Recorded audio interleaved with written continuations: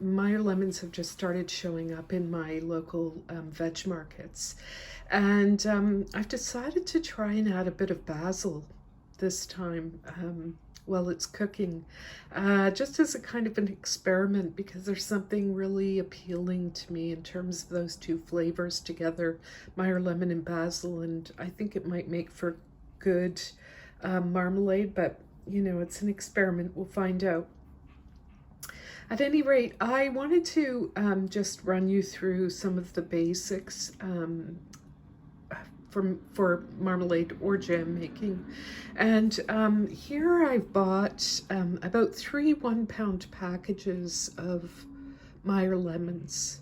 My basic recipe comes from an online site called Simply Recipes. I want to give them a nod. That's where my basic recipe comes from. This is about 3 pounds of Meyer lemons. In the recipe, they call for 2.5 pounds, but I just use the 3 pounds that I get in the package, and it's wonderful. I've got a big, sort of somewhat wilted bunch of basil there. And then there's about 6 cups of sugar in the back. And some of the tools that I use when I'm making marmalade are this wonderful Maslin pan. My dad bought this pan for me at Lee Valley, and it's a fabulous pan for preserving because it has a very heavy bottom. So, you know, it reduces the chances of burning. And I always have my candy thermometer handy, but I also use, I put little glass ramekins and dishes in the freezer because I also do a freezer gel test. You know, getting the gel just right is really important. My dad also bought me these great spoons for preserving. You'll see they have the tip cut off so they really stir up the bottom of the pan, and I'll show you a few tricks with this particular Maslin pan. It came from Lee Valley. It's really one of my most prized pots in the kitchen. I use it a lot.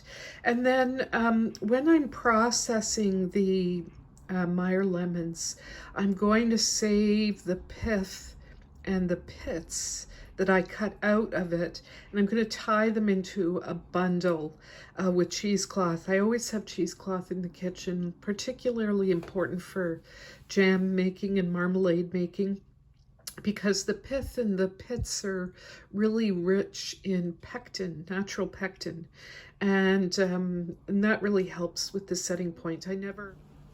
I've washed my Meyer lemons, and now I'm going to process them. And the first thing I do is I just cut off the tops and the both ends of them. And now the second step in processing the Meyer lemons is just to cut them in quarters. So I'll just make a big pile. All marmalades are really meditation in chopping. You know, that's one of the things about marmalades is you have to be prepared to chop a lot of citrus. And I'm kind of fussy. About everything as it pertains to cooking, but about marmalade, I'm really fussy about the cut that I make for each marmalade that I produce. At any rate, this is the third step in processing the Meyer lemons. And what I'm going to do here is I have a small bowl, and this is where I'm going to start. I'm going to cut out the center pith, and I'm going to just going to cut this down a tiny bit so that what I have is really a wedge that looks like that. You can see there's no pith and no seeds. So that's the next step in the process.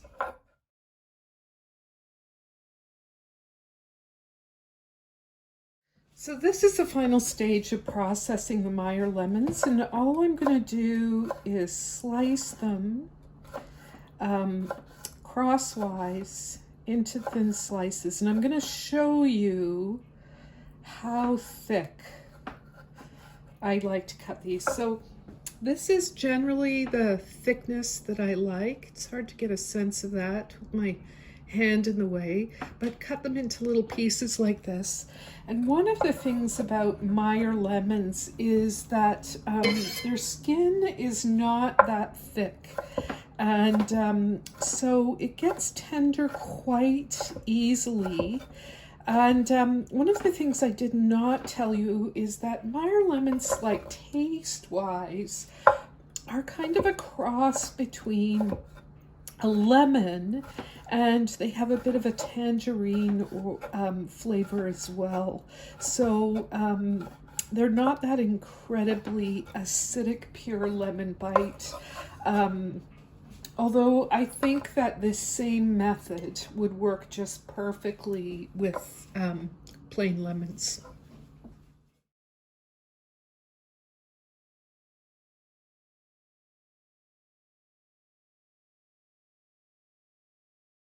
So here I have all of my fruit sliced and ready to go. And then I'm going to take this bowl of pith and pits. Maybe I should just, and tie it. There's a fair bit of it. And I'm going to just tie it up. Yeah, squeeze out that juice.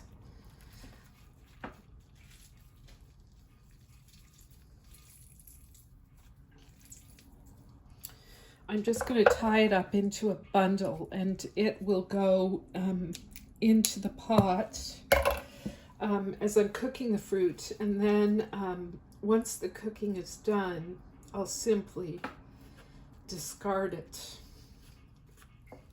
This is really important when you're making marmalade. And so this is the first stage in the marmalade making process.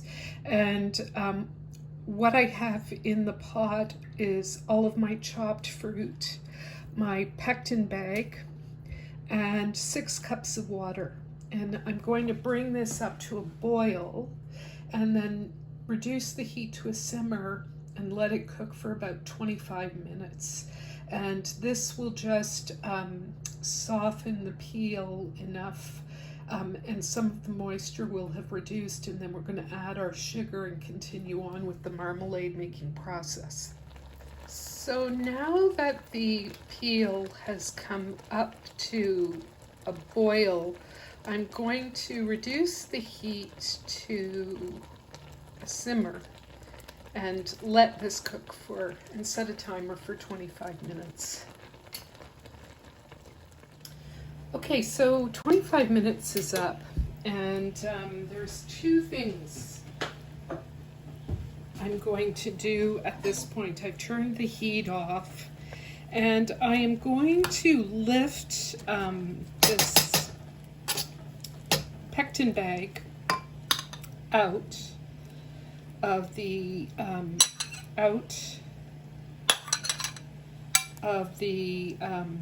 citrus.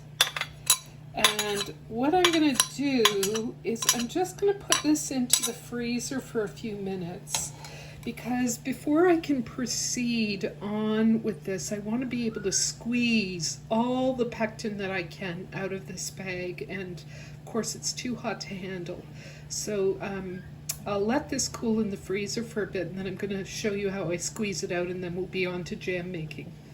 Okay, so it's cooled enough that I can actually just really squeeze. You can see the sort of milky liquid coming out of the bag itself. And I can just squeeze all the pectin. Oh, I don't want anything falling in there. So basically, I've got it. Now what I'm going to do is I started with 3 pounds of fruit, and I'm going to add 5.5 cups of sugar. Again, this differs just a little bit from the recipe that I used as my base. And I'm turning the heat back up to high. So I've added my sugar, that's 5.5 cups. In the recipe, it calls for 2.5 pounds of fruit and 6 cups of sugar. And I've used 3 pounds of fruit and 5.5 cups of sugar. I've been slowly, as I've been working with jam and marmalade this year, just trying to cut down on the sugar. And not because I have a sugar aversion, not at all, but because there's a kind of a sweet spot that happens when sugar and fruit are in balance, and then you get a much more pronounced fruit forward flavor. And that's really my goal, is a fruit forward flavor. Sometimes too much sugar will rob the full flavor of the fruit. So this year I've just been trying to make a concerted effort to go down a bit, not to reduce evil sugar. That's not my concern. My concern is for flavor and finding that sweet spot. And then the other thing that I'm going to do here is I've just tied a bunch of basil together, and I'm going to put it in the pot to cook in this final stage of the jam process. I might fish it out in a bit. It won't stay in the finished jam. It's just there as a flavor. I'm adding it. I'm doing a little bit of an experiment this time around. And so now I'm going to bring this up to a boil. And here's one of the lovely things about my muslin pan is my spoon sits right in this divot, and so I don't have to worry about where's my spoon and getting it all mucky. It just stays there in the pan. So I'm bringing this to a boil. Okay, so one of the things that I'm going to do now is I'm just going to let it cook at a hard boil for a bit, but I don't cook my marmalade or jam at a hard boil the whole way through. As the liquid evaporates and the sugar becomes more saturated, the fruit becomes more saturated with sugar, the risk of burning increases. So I do turn the heat down somewhat. You'll notice with this particular marmalade there's not a lot of foam that I need to deal with. I do have a ladle on the side, but the smell of the basil in with that lemon is it's really nice. The scent is really nice. So now we're just letting this cook, and basically what I want to see the line get to on my thermometer is about like 220 degrees, and when I think I'm there, I'll start testing the gel point. I have some glass ramekins in the freezer. I'm going to pull the basil out now. I think it's given just about everything it's had to give here in terms of flavor. It smells really nice. I don't know how much of a difference it's actually made, but it smells good at any rate.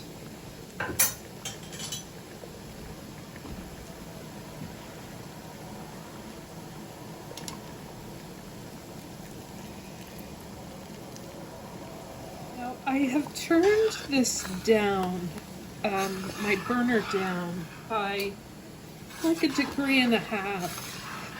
You can see that the peel is starting to become translucent, and the liquid is becoming a little more viscous. And as the water evaporates and the sugar concentrates, So I like to have control over this. Some people do this really hard and fast, and I do it a little bit differently. So I'm just going to let this cook a bit longer. Okay, so you can see, I hope you can see, it's quite translucent. The liquid is getting very, very thick. And I'm going to do my first gel test on this.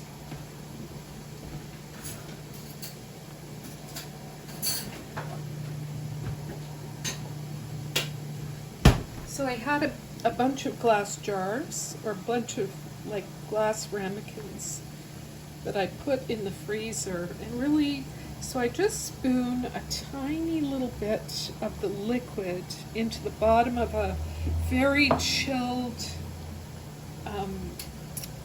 ramekin to see what the set of the jelly is like.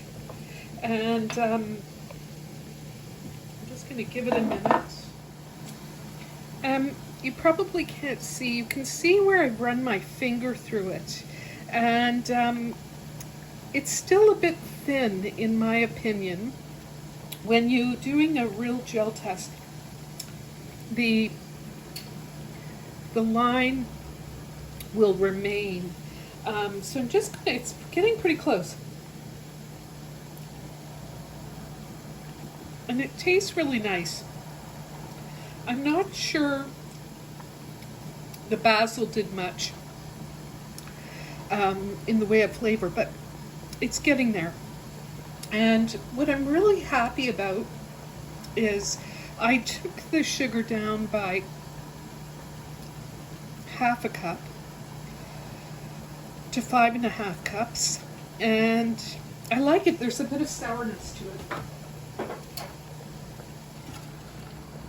I'm going to turn my heat down just a bit more.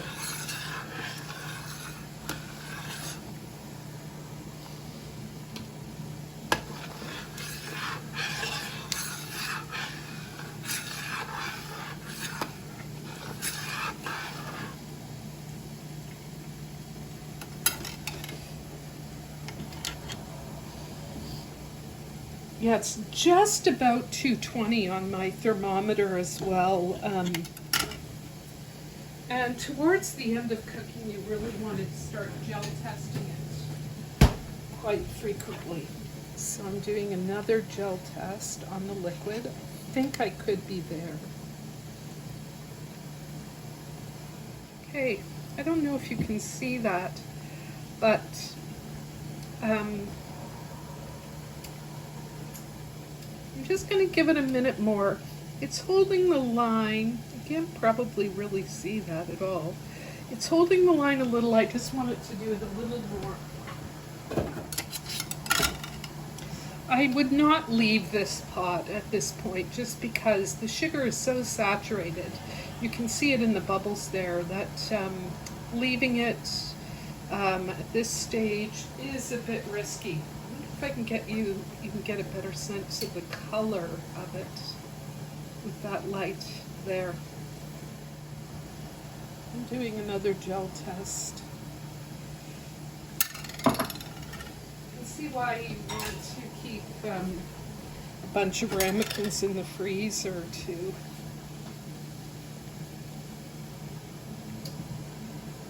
Yep, I'm going to turn it off. Now, once it's done, when you've turned it off, what you really want to do is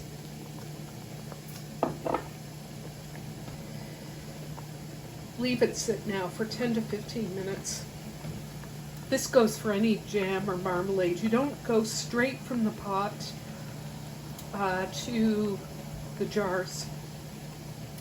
Letting it sit for 10 to 15 minutes is really helpful in terms of letting the fruit evenly distribute in the gel. So when you put this in a jar and process it, all of the peel isn't going to rise to the surface. So this period is really important.